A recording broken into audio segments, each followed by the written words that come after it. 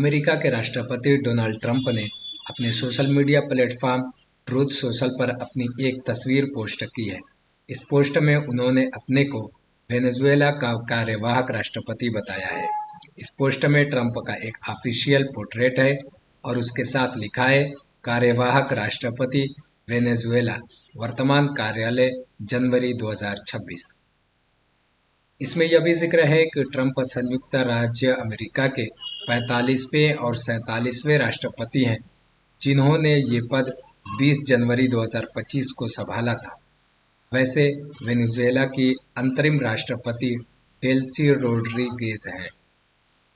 اسی مہینے کی شروعات میں امریکہ نے وینزویلا کے خلاف بڑے پیمانے پر حملہ کیا تھا، جس میں دیش کے نیتا نکولس مادورو کو پکڑ لیا گیا تھا۔